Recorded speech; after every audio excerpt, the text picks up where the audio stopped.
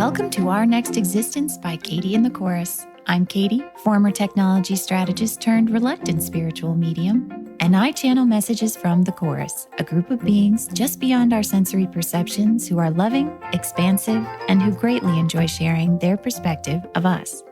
Join us each week as we share and discuss their ideas about humanity's existence, purpose, and future. Concepts you can draw from to accelerate your path, expand your perceptions, and ultimately step into the flow of the universe and your life.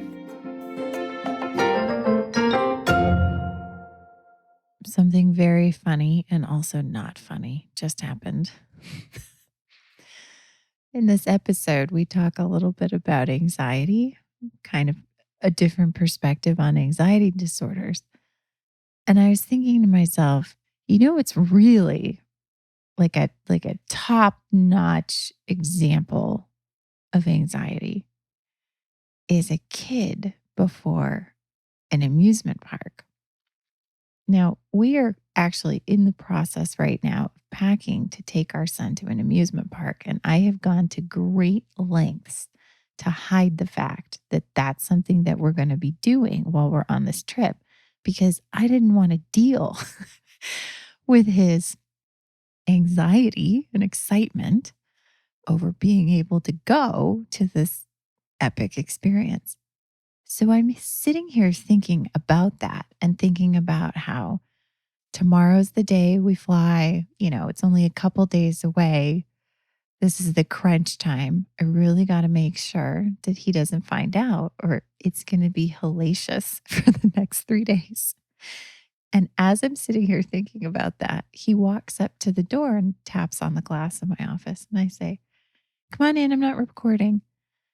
And he goes, "Okay, Mom, I finished brushing my teeth and ready for stories." And he kind of, wanders over to the edge of my desk. And I say, "Okay, go ahead. I'll be right up behind you." And he looks down on my desk. And the tickets were on the corner of my desk. I hadn't expected him to be back in my office tonight, and I had set them out so that I wouldn't forget. And he looks down and he goes, "Oh, Lego." And I go, "Uh-huh." And I flip them over, trying to not make a big deal out of it. And then he goes, "Lego Land?" And I go, "Yeah." And then he gets this look on his face as the whole thing clicks. And then he starts jumping up and down. And then he tries to be calm. He goes, "Thank you. That's going to be really fun." And then he, sort of tears out of my office. My life is going to be hell for the next 3 days. And on that note, let's talk a little bit more about anxiety. In the first part of the episode, you'll hear directly from the chorus themselves, and then afterwards, we will discuss. I gotta go get some sleep. Somebody is going to be waking me up very early.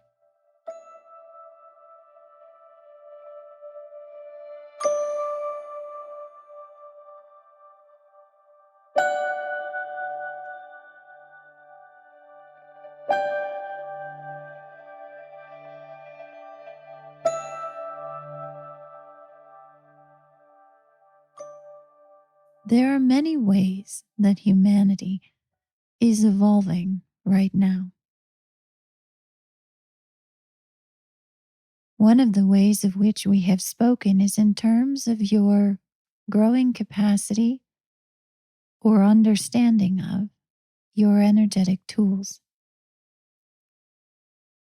These tools are vast and varied, and you yourselves will come up with the names, what we lovingly call your squeaks and whistles, on the frequencies of your sound, to describe these things. At first, they may feel very similar. It may be difficult to tell the difference at times between what you are sensing or perceiving energetically. as you continue to expand, your ability to identify the nuances, the subtle differences between these things will grow. And what once felt like a muddled cluster of new perceptions will begin to spread outward into clear and distinct and powerful capabilities. You are very special, beloved ones, very unusual, we might suggest. We understand that your societies right now have a story, a fictional plot line that you greatly enjoy on the topic of mutants and mutation. That there could be something unusual in your genetic codes that would unlock, you could say, capabilities, powers, superpowers, as you call them, that would be different or unusual compared to the remainder of your populations. We find this extremely amusing because, from our vantage points, you yourselves are the mutants. You are the ones who volunteered, you might say, for a most unusual experience of limitation. And in so doing, you brought yourselves to the culmination of creation, in which difference, newness, and life are birthed. Thus, you yourselves are the ones who are evolving, who are mutating, you could say, who are demonstrating for so many of the rest of us what is possible. There will be times in the weeks and months ahead in which you may have sensations of fear or dread or unknown.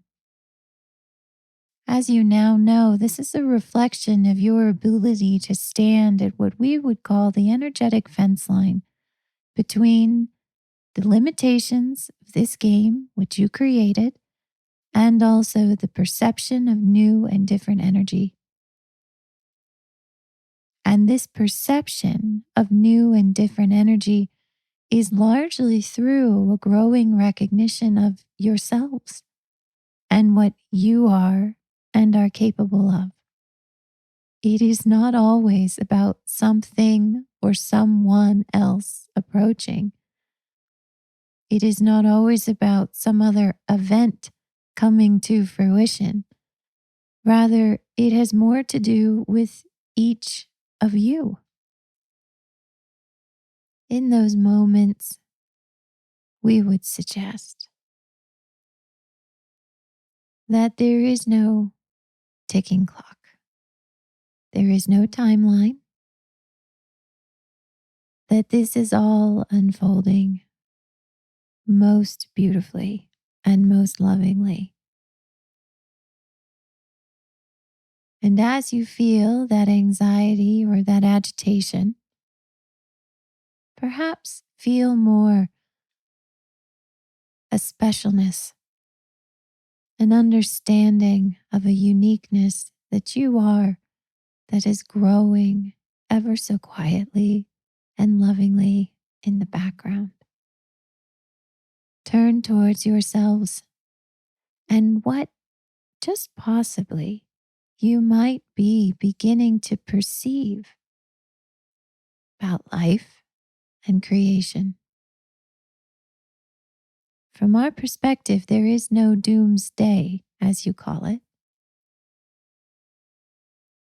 There is only a breaking down of barriers, a flying over of walls, rays of light illuminating everything that you are, and your consciousness expanding. When you feel the earth and life around you begin to shake, Understand, beloved ones, it is you who are the Titans. We love you infinitely.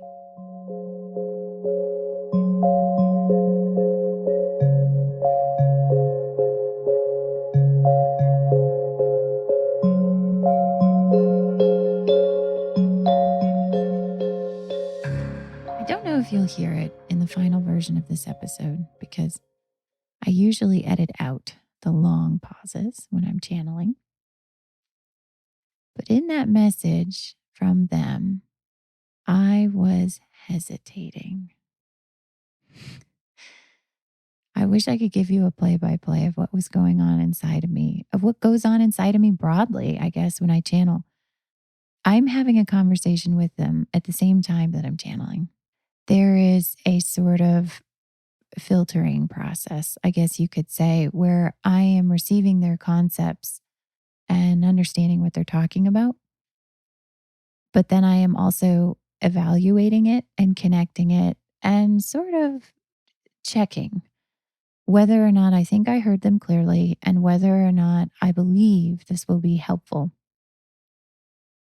I don't know how to not do that, interestingly enough. Over time, it has decreased. In the beginning, when I opened to channel, I researched it like I do with most things. And I read about how to do it and how you would know if you connected to a loving spirit and how to evaluate their answers and see if their answers were more expanded than your answers. And there was also several cautionary tales I came across where they said that it was possible to connect to a being that is malicious or not nice, I guess is a way to put it. Seeing as I had not a lot of experience in channeling or psychic gifts or these kinds of things, not consciously, anyways, it seemed like a very real possibility to me that I didn't know who I was connecting to. So it seemed possible that you might, cross lines with something you might not want. So in the early months, I spent a lot of time both trying to hear them as clearly as I could, and then also evaluating what I had heard. And I had to do these two things separately. I had to get into a very calm, sort of empty mind space. It was a meditative space, you could say. It was a refuge place that I had learned to go to, especially when my illness was really bad. And I met them there in that space. And from the time I opened to them, it was a bit of a race before my mind would really start to kick in with all sorts of fears and concerns and basically an inability to stay calm any longer. The stretches got longer and longer as I went along. There was a lot of longs, but as I went along with the chorus, I could go for longer and longer stretches where I was trusting them, where my brain allowed for more information to come through before it would start to get really agitated. But in the beginning, I mean, maybe a handful of minutes before my brain was just like, no, no more of this. Too much. It's too weird. It's too unknown. We don't know if we're safe. We don't know what's happening. Shut it all down. So most of the time, I would write down what they said in the beginning. I would try and type it. Typing was easier for me to just do kind of automatically. And I would type down their messages. And then afterwards, I would go back and reread them and see if I felt like they were helpful. Over time, I began to speak them and I would record the messages as I was talking to them or they were talking through me, however you want to put it. And then I would go back and listen to them. And so, writing after writing, recording after recording after recording, I strengthened or lengthened, whatever you want to say, in my ability to connect to them and my ability to trust myself and the connection. And so then I started doing even more experiments. I started seeing when and where and for how long I could maintain that connection. So I started going on runs while channeling, or walking while channeling, or hiking while channeling. I started doing shopping while channeling, grocery shopping, things like that. I channeled while I drove. I channeled while I tried to do house projects and things here and there. Just anything I could think of, basically any solitary activity. And it did get easier, easier and easier and easier. In fact, to the point where it was such an easy access. It was such an easy, I don't know, it was like picking up a phone line. They were just there every time. And it was my self doubt. It was my like, no, really? Are you still there? I'd hang up the phone line a couple days later. I'd come back, pick up the phone line, and they'd be like, all radiant and loving. Hello. I would say, really? Are you really there? Hang up the phone line, go back, come back again. It went on and on. It's been a long time now that they've said that the connection is made. That, I don't know, these frequencies, whatever you want to call it, are a part of me. And yet I still have moments of self-doubt. I still have moments where I'm not quite sure I'm hearing them correctly. It's almost like once I get to a point of comfort with them, there's a new mile marker that gets thrown out ahead of me that then I work to reach. A new challenge, a new way of trusting it, a new way of strengthening maybe my ability, of stretching my ability further.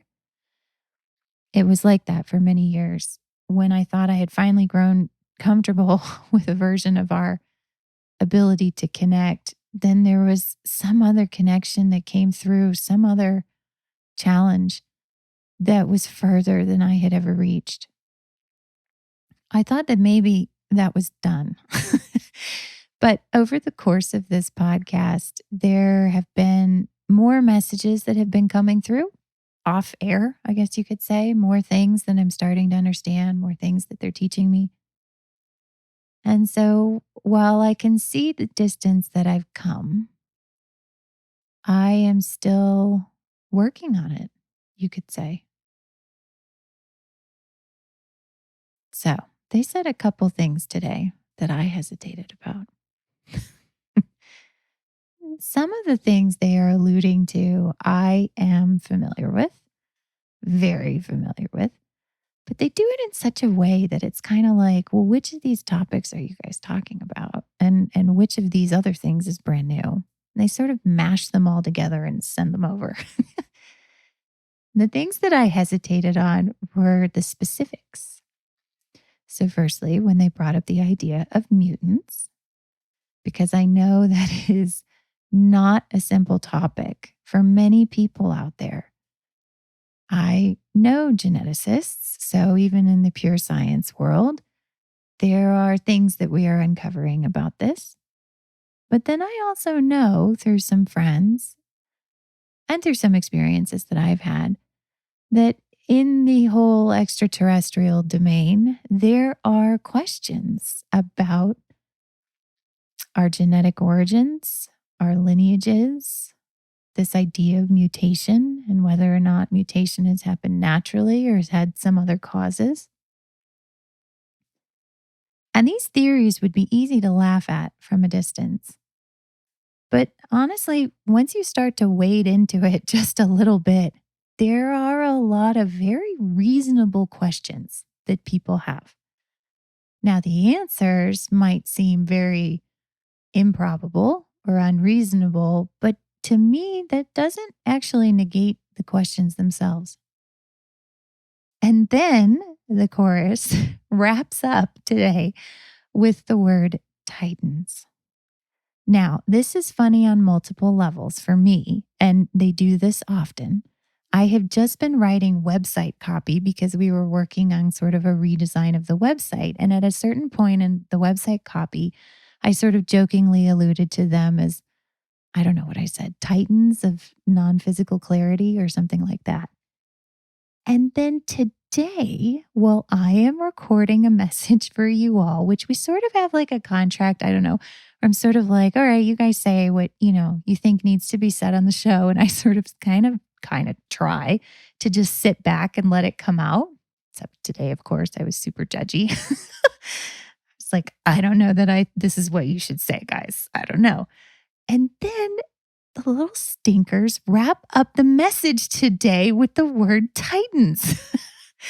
And not just put it back at me in the message, but they said, when the earth or our life around us starts to shake, remember that you are the Titans.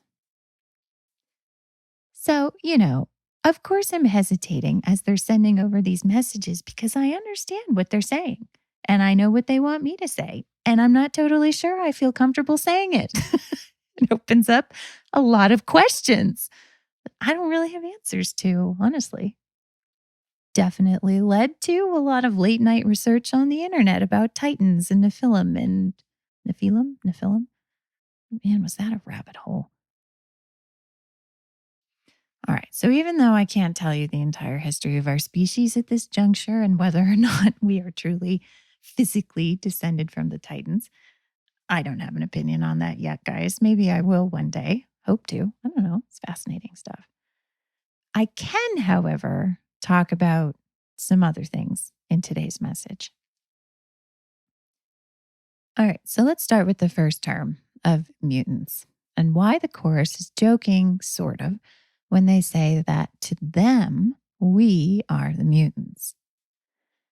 So, classically, in a five senses perspective, a human considers mutation solely based on what we have discovered to be our genetic makeup, our genetic code. And often, but not always, those mutations demonstrate themselves in a five senses kind of way. So, you look different, you sound different, something in your physical being, your comportment, demonstrates that you are slightly off the norm. Now, we've recently had an episode on the mind body instrument, episode 20, in which we talked about how, from the perspective of us here in the game, the body is the body and the mind is the mind. These things are separate, though they are intertwined. They do interrelate. But you sort of have your physical format, you have your body, and then you think thoughts. Largely, we believe with the squishy substrate that's in our heads. We think that's the mind or the center point of it. And the mind and the body kind of work together, and sometimes they don't work together so well. But we see this distinction because we live it from our perspective. This is how we engage with our realities. From the perspective of the chorus, however, they see our beliefs as being the core and the foundation of our instruments, and that the way we look, the way we behave, the way we think are really all just demonstrations or reflections of our belief systems. And as our beliefs change, so too would our physical representation on these wavelengths. This is why, to them, from a more broader perspective, we all look a lot alike because we all share a very similar foundation of beliefs. Now, though there are differences in those things, I have a different personality, I have a different way of understanding myself and the world than other people do. I still am in fundamental agreement with the premises that underlie this game. I am humanoid, is a way to put it. So, similarly, when we look at genetic mutation or mutations in us and in our species, we look solely at the five senses representation of that because we're still learning how to see more than that. We're still learning how to perceive energy on broader levels, on broader frequencies than just our five senses. But also, similarly, the chorus has a different perspective on mutation. And from their standpoint, our mutation has more to do with the frequencies that we're on, meaning they look at our definition of mutation as being representative of when something is unusual or outside the norm or maybe outside the majority. They look at that underlying meaning of this thing and they say, well, you guys are that to us. Basically, we all in the chorus live in sort of these other wavelengths of infinite love and creation and light. And you guys chose to have this experience of limitation. And this experience is at the cutting edge and it's very specific. And not everybody is doing it. So basically, if you look at the definition of mutant and mutation as one that is unusual or outside the norm or capable of doing something that others are not, to them, that's us. So now you might be like, what the heck can we do that they can't? Because they're out in infinite flowing energy. So technically, they could manifest anything in the infinite universe. Where here, we sort of deny it. And I would agree, except that also that's kind of the superpower is that here we can deny it. They've said in many episodes before how much what we have created in terms of our belief systems and our ability to create this environment of limitation was a colossal undertaking and achievement. And here in this episode, they're sort of reminding us of this perspective again by way of the concept of mutation, which we can relate to. And so they're saying, well, you guys have a superpower. It's that you can create, exist in, experience, sort of dive into the depths of limitation. And not only have you pulled this off in an infinite universe, which is incredible, but because of your abilities to do this and to be here, you are expanding and you are also expanding those of us who get to be in contact with you, who get to observe you through this experience. So, in many ways, we are the exceptional ones to them. But this isn't the only level they touched on in today's message, because there's another very important topic that they brought up and linked to this one. And that was the topic of our energetic tools. Now, if you listen to prior episodes, we sort of dipped our toe in the water of what some of these energetic tools are, quote unquote tools, however you want to say it, powers, abilities, sensory perceptions. There's a lot of different ways that we're going to be able to define these things as we go forward. So they are very loosely using the word tools. It's like a giant categorical bucket to them. And in prior episodes, some of the tools that we have touched on are tools like intuition and inspiration. Now, largely, energetic tools are abilities to sense more about what's going on. And in many ways, we have been using some of these energetic tools for a little while now already, while we've been awakening. But we just are coming to consciousness of what that is and why that is more and more now. And as they pointed out in today's message, for humans today, many of these energetic tools are going to feel kind of muddled. Like they're going to feel like one big bundle, one big thing, maybe. That it's sort of like, yeah, I kind of get that I have an intuition about what's happening or what's going to happen. I kind of feel inspired to do something. But the distances, the differences between these things feel a little vague to us at this juncture. We're not totally sure what's a feeling of inspiration versus what is an inspired idea. We attach more often to the five senses representation of a thing, like the thought or the pair of shoes, more than we are able to really hold consciously in a steady way the feeling of that thing prior to it manifesting. In the early years of channeling the chorus, while I was sort of working on this musculature to hold a steady connection with them, regardless of what I was manifesting on the five senses, I experienced what you might call a low grade agitation or fear almost constantly, I guess you could say. I mean, it was ever present. Now, as they alluded to in today's message, and as we have talked about in prior episodes, the sensation of fear is our indicator that we are standing sort of at the peripheral edge of the belief systems that we agree to in this game. When someone is about to encounter a thing that pushes the boundaries on what the collective here allows for, a representation of that we often feel is fear or anxiety. What's interesting, however, and what I have learned over the years in being connected to beings that are squarely outside our game, is that there is a fear and an agitation that sets in and is active in us often for a long time before we are conscious of it.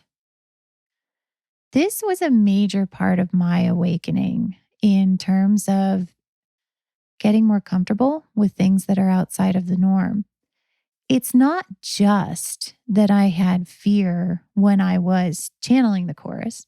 It's not just that I had fear after that had manifested. And it's not just that I had fear as I was getting ready to channel them. It's that over time, I awoke to the sensations that I would get in advance of those manifestations. So often, as I've mentioned, in the evenings was when I channeled, but I didn't channel every evening. I mean, some evenings I just kind of wanted to be normal. It's not like I was running home, every day after work, getting all the evening stuff done and then hopping into a quiet corner of the house, like eager to channel. Sometimes I was, but often life was hard. Awakening was hard. I mean, there was all sorts of emotions and illness and things falling apart. So, it wasn't like I was skipping to some quiet corner of the house. It's more like I was like barely crawling there on my stomach, just like barely eking in to land to sort of be like, okay, I made it. What the hell was that? So on the nights that I was not channeling, sometimes I would be very fine. I would be sort of in the moment, just dealing with work stress or whatever, sometimes having a good time being with my family. But then there would start to be these evenings where this sort of like antsiness would take hold. And I would feel like I didn't know what to do with myself. I would feel like I had energy, but I was also really tired. I would try to get involved in something in the house, maybe to make myself feel better, like trying to organize something or, things like that, that you feel like usually make this thing feel better. Just cleaning up your environment, or I don't know, maybe I'll just check those emails, just get those done. And often that would help momentarily, but then that feeling of anxiety would return. That feeling of anxiety would then compound, you could say, over the days to follow. So I would wake up still a little anxious, and then things would happen throughout the day, and the feelings would kind of come and go. Sometimes I would get distracted, or, it'd be so busy, I would kind of not even be conscious of how I was feeling. But then when I returned to the quiet moments, like in like a solitary drive home or something, I would find that the anxiety was there. This would go on for a period of time until eventually I would reconnect to the chorus. And at this point in my journey, I did not think to ask them about this agitation. What I asked them about instead was all the things that I was noticing while I was agitated. So why is this kind of suffering in the world, or why do I think this, or why is this hard for us, or how do you guys look at this thing? And those were all very informative conversations, and I think really helped continue to solidify my ability to connect to them, and also expanded me in other ways. But it did not really serve to resolve this underlying anxiety that characterized a lot of my days for years. In previous episodes, the chorus has mentioned that oftentimes we hold beliefs that are active through awakening because they serve as an engine. They serve as a way of moving us forward through beliefs. We talked about this briefly in a few episodes ago about disease, that oftentimes when we are ill, that illness will propel us forward through an incredible number of beliefs that we had adopted for the purposes of limitation, but that we are now coming to conscious awareness of. It was true that I was sick through all of this. And it is true that potentially some of my disease was driving my anxiety. And also, there is an equally valid perspective that says that that low-grade anxiety that drives us to question many of the things in our lives is also serving as an engine of awakening for us. So fast forward to this year and recording this podcast and where I am today. And where is my connection to the chorus at today? Well, by this point in time, I can connect to them while I'm doing pretty much anything. I can be chopping broccoli in the kitchen and sort of check in with their energy and their perspective. If it's a big message, I usually need to kind of sit down and really still my brain, really calm it down to let in a big new perspective. But if it's little nudges here or there, little sharings, little points that they're making, it's relatively easy for me to continue what I'm doing on the five senses while simultaneously be sort of checking in with them in these brief spurts. So in the spring, when I started recording the podcast, and I was capable of doing this then, I noticed that as I was recording the podcast, I would get these very anxious evenings. And it was funny because the last year and a half or so, as I've been, recovering, rebuilding my life, whatever you want to call it, it's been relatively quiet. I've had definite panic attacks, things like that, experiences of fear as things have continued to evolve. But it was like kind of different. I don't know. I didn't have the same sort of long-term anxiety, and it started to come back. But at this point, it was so obvious and it was so evident to me that I was finally able to ask the chorus and say, what is this? This has been around for a really long time. And I've changed a lot and I've been through a lot. I feel like things have evolved, but this is still here. What is it? Kind of like I was finally able to ask about depression at a certain point. Kind of like I was able to ask about other things when I was ready to be done with them. Are you noticing a theme? Okay. And so they said, you're awakening to what it is that you're actually capable of, which I don't know, is kind of a vague answer and kind of annoyed me. But in another way, I kind of understood what they were saying. So, I allowed for, okay, so that anxiety is representative of something I am intuiting, perhaps. It is a prediction. It is a projection. I am receiving something potentially that's coming in the future, a big message, a big aha, a big revelation, because usually those things followed this kind of feeling. So I thought that's interesting. I think energetic tools might have something to do with being able to better understand what's coming in the future, perhaps. And of course, all we feel is anxiety because that's new energy coming in. And from a certain standpoint, this is true. Much of our anxiety has something to do with things that we know are coming. And I know that many of you who are listening to this podcast, especially if you've made it all the way to episode 22, have had sensations of this as well. And you might look around in your day-to-day life and you might try and think about what could be coming, but then at the same time, really are coming up short to explain this anxiety, this anxiousness of a thing that will be arriving that maybe you feel like you need to prepare for or do something for. And then yet there's nothing really to do because you don't really know what to do. So I went along with that idea for several weeks. And I tried to track what it was that I could be anticipating. I tried to understand when and where I was feeling the anxiety. And then I would start to sort of assess what was going on and how that might start to play out. But it didn't always work. Sometimes there was a thing that came through. Sometimes there was a message. Sometimes there was a big revelation. And sometimes it just didn't exactly line up.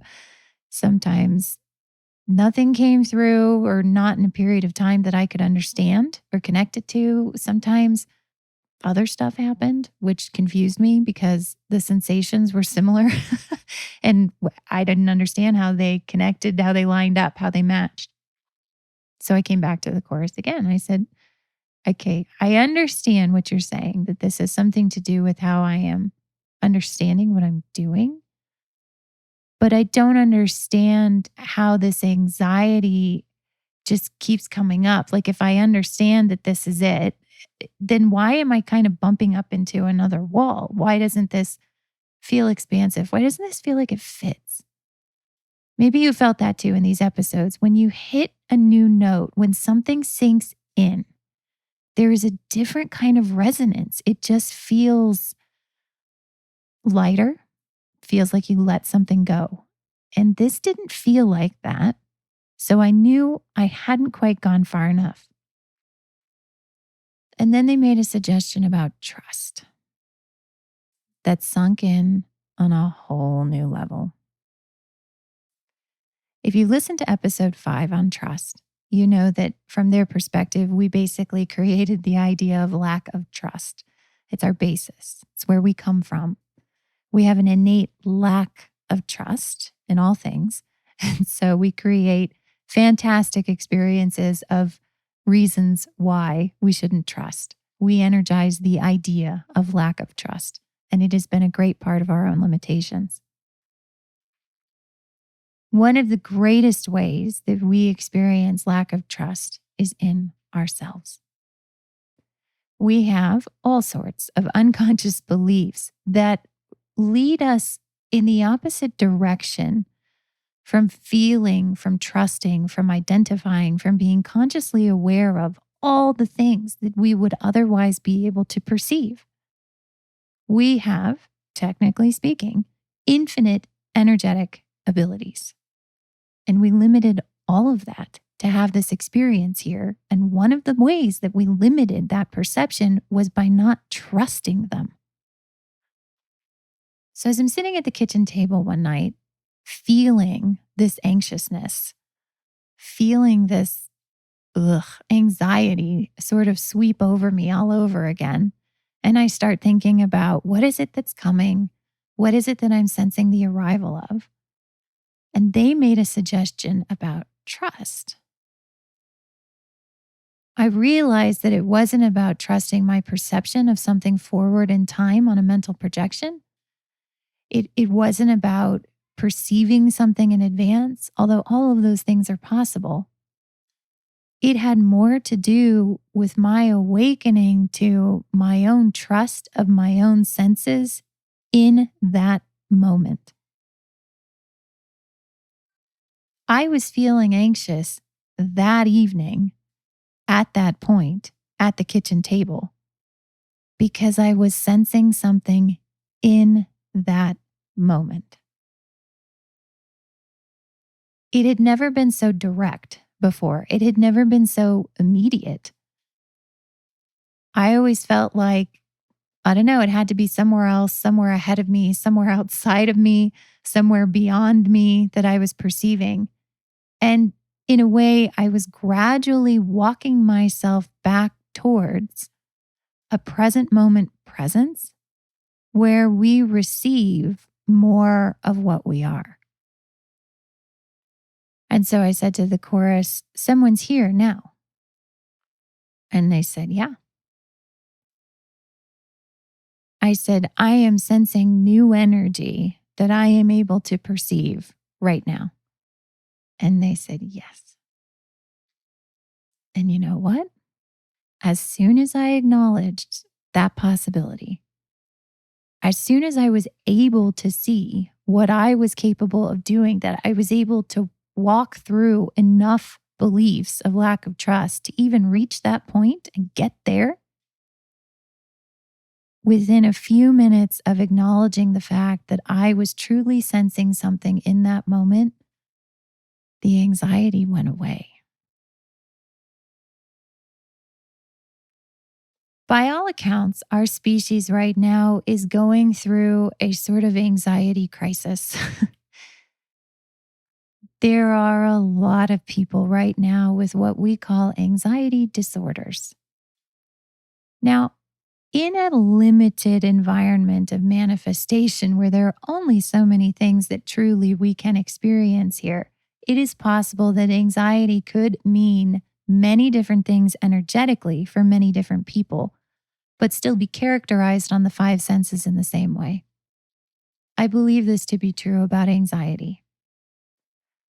I believe that though some people are having anxiety for many different reasons, I do believe that there are some who are having anxiety because they are able to perceive things that they are unable to account for on the five senses.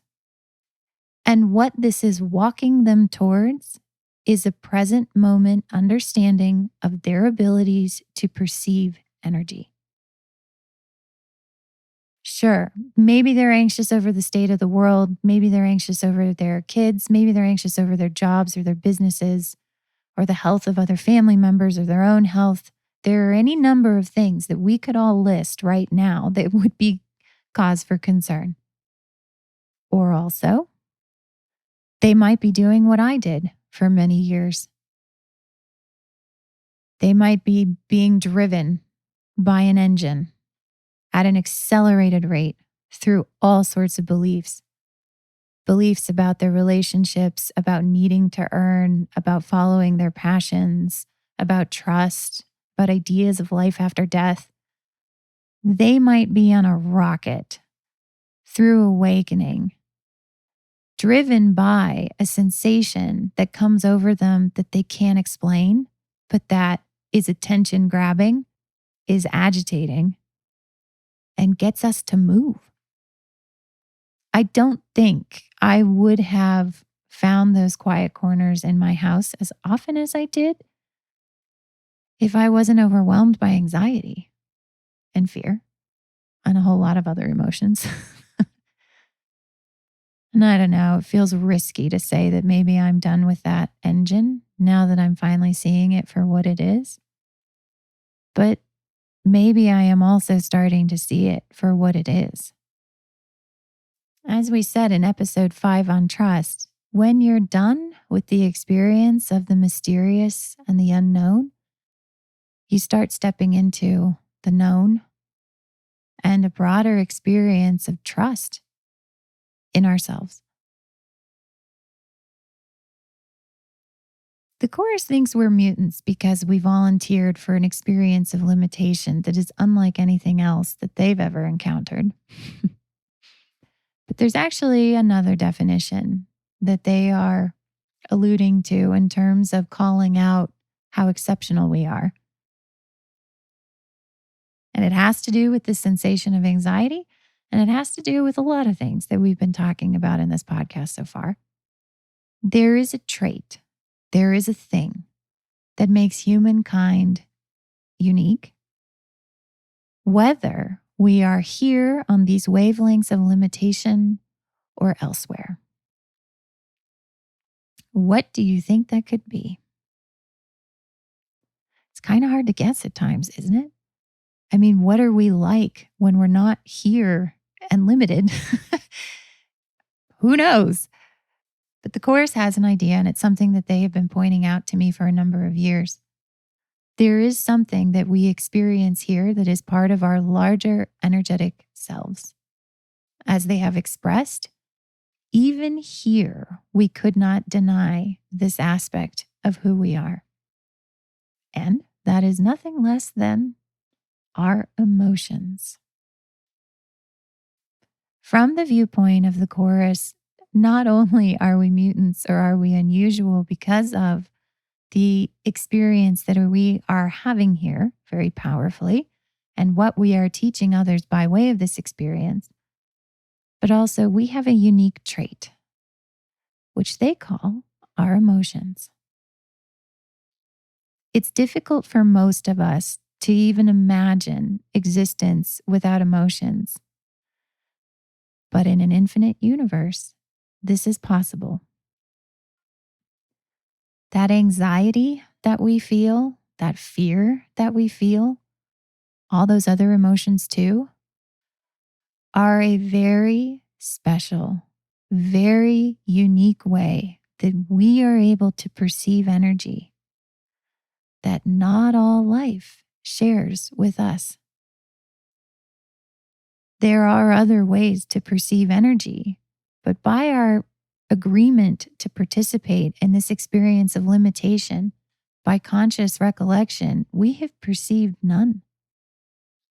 As a collective, we don't really know what other ways you could perceive energy, what other ways perhaps you could experience a reality without feeling it. I spent years being driven around by my anxiety, hoping it would go away. Until one day I realized it was telling me something true about myself, something that was real, something that I was perceiving in real time. And once I was able to accept it, to see it, to truly turn towards it, to finally step through my own experience of limitation, the sensation itself completely transformed. Anxiety, like all of our emotions, is a perception of energy. And that energy that I was perceiving was a friction of awakening between beliefs that I had that unconsciously were driving me to look at anything other than that I could possibly be truly perceiving something in the present moment, and the part of me that was awakening to that possibility. What else about us will continue to transform as we are able to consciously see it? So now I have a question for you, my fellow mutants. The next time you feel anxious, is it because something terrible is about to happen? Is it because there's more in the world to not trust? Or could it also be because you are awakening to a new level of trust of yourself? You are becoming aware of your abilities to perceive energy, and that you are perceiving potentially many things right then in that moment. And you might ask, but Katie, do I feel that way because there's something I'm perceiving right then in that moment to be afraid of? Well, truly, only you can determine that. But maybe I can save you some time because I have logged a lot of miles walking, hiking, shopping, and generally just talking to the chorus and testing everything they said to be sure that it was trustworthy. And do you know what I found through all of that? Not a better rubric by which to challenge non-physical beings as to their trustworthiness. I found a way through my own beliefs of lack of trust. I feel more comfortable today. I feel like I could actually turn towards that perception in the present moment, not because I have a greater trust for non-physical beings after having spoken to many of them.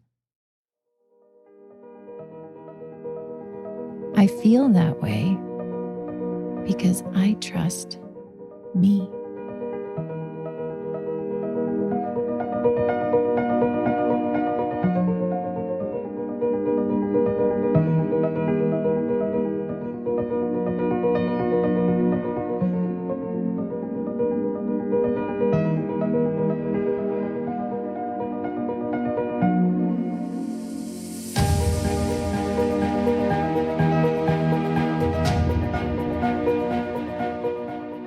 Thanks so much for listening. We hope you found these messages to be helpful. May they accelerate you on your path wherever you'd like it to go. For more information, check out our website at katieandthechorus.com. There you will find show quotes, episode transcripts, details on our book, The Book of Human Awakening, as well as our newsletter sign up. Visit katieandthechorus.com. Thanks again. See you next time.